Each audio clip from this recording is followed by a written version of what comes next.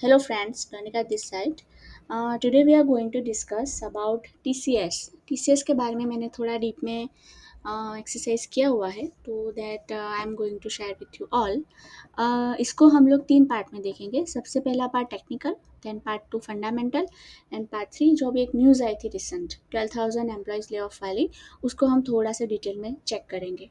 तो सबसे पहले हम चार्ट के ऊपर जाते हैं. तो यहाँ पे मैंने ये SMA वाला इंडिकेटर लगाया हुआ है, बराबर. 10 कदम इंडिकेटर क्या है? ये हमें SMA का बाय सिग्नल दिखाएगा और बाइंग से 10% डाउन जब स्टॉक जाता है और हमें एवरेज करना होता है as per strategy. SMA average straight जिसको हम बोलते हैं, दैट इज़ दी 10 कदम, बराबर. तो मैंने पूरे चार्ट को 10 कदम मतलब अपने SMA स्ट्रेटजी के रिगार्डिंग ही स्टडी किया हुआ है, तो मैं वही आप लोगों के साथ शेयर करूँगी. तो अभी का जो रिसेंट सिग्नल है, तो यहाँ पे हमारा मेन बाय आया था, उसके बाद 10% डाउन गया तो हमारा SMA एवरेज ट्रेड एक्टिव हो गया. देन उसके बाद फर्दर अभी अगर हम देखेंगे तो 10% से भी ये कितना डाउन है, ऑलमोस्ट 15% जितना डाउन है, बराबर. और यहाँ पे मैंने एक ये इतना मार्क करके रखा है रेंज. तो ये रेंज क्या है? जो प्रीवियस इसका सपोर्ट था वो मैंने यहाँ पे मार्क करके रखा है. Just a minute. हाँ, तो ये यहाँ पे 2022 में सपोर्ट लिया था इसने, यहाँ से ऊपर गया था, वापस सपोर्ट लेके ऊपर निकल गया था.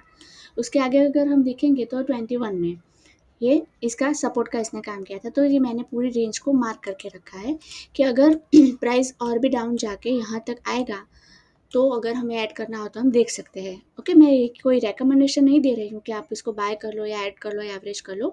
आई am just sharing my observation कि हम यहाँ पे इसको ऐड करना हो तो देख सकते हैं. ओके, अभी हम थोड़ा इसको पास्ट में जाते हैं. और कहाँ पे SMA सिग्नल आया था? यहाँ पे. तो मेन सिग्नल के बाद डायरेक्ट अपना टारगेट आ गया था.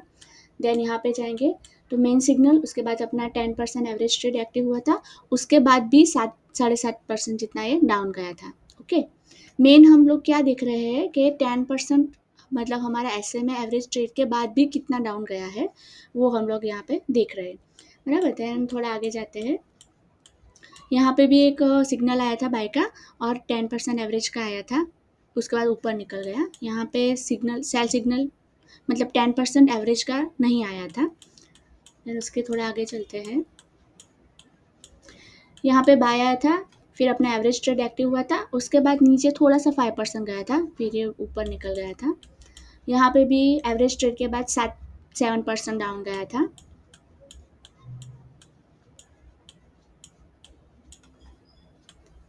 यहाँ पे एवरेज ट्रेड एक्टिव नहीं हुआ था, डायरेक्ट मेन ट्रेड के बाद टारगेट अचीव हो गया था.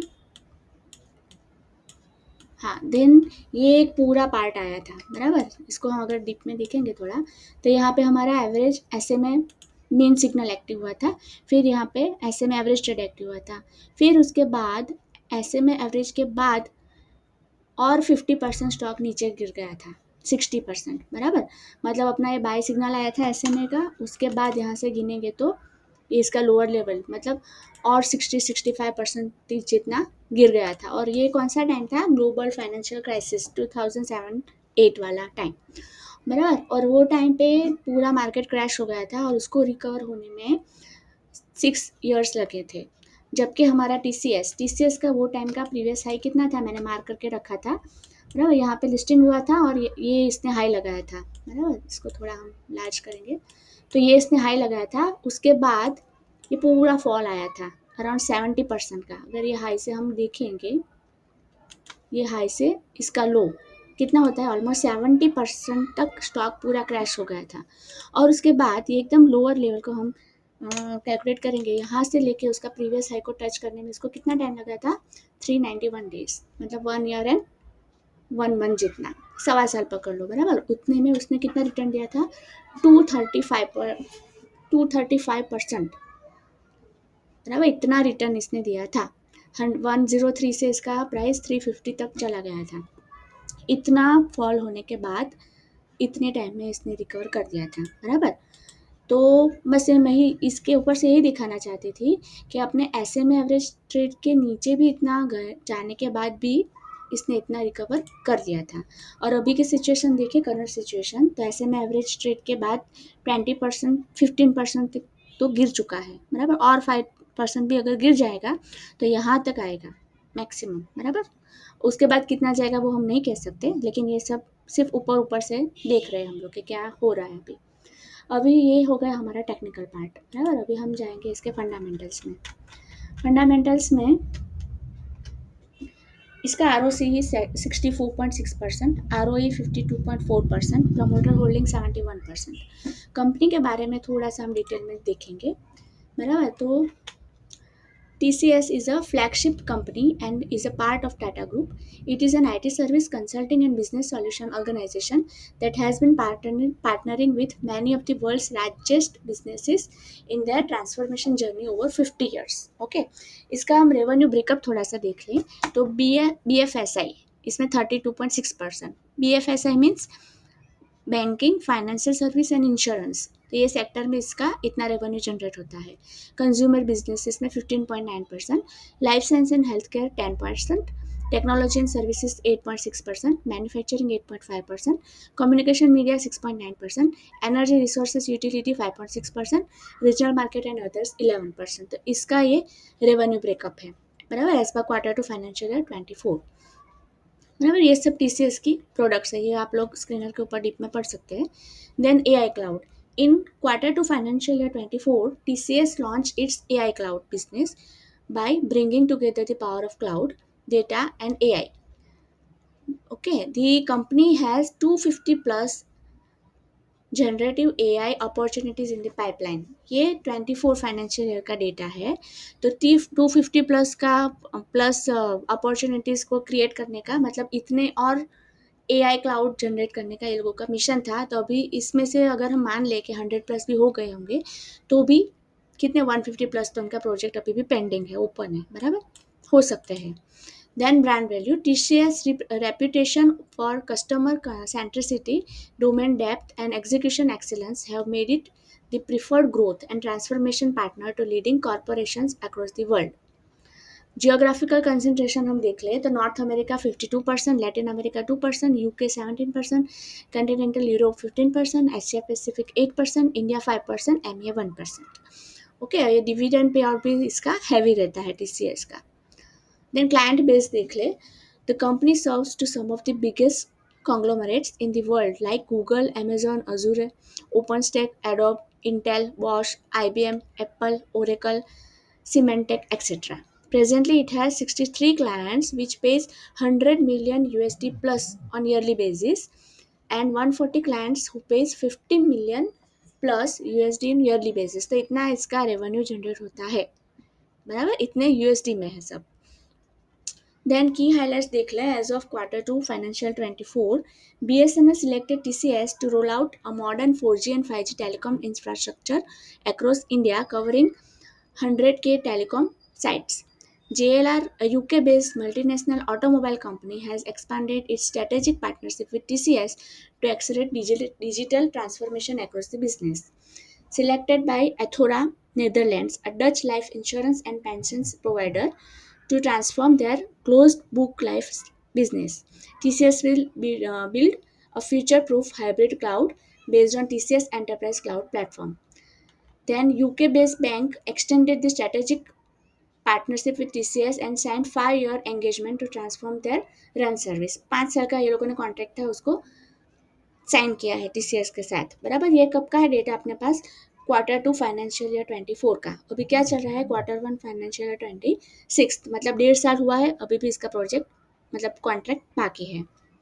ओके, तो मतलब मेरा ये सब पढ़ने का, रामायण का मतलब यही था बताने का कि TCS के पास पूरा विजन है कि नेक्स्ट 5-10 ईयर में ये क्या करने वाले हैं, बराबर।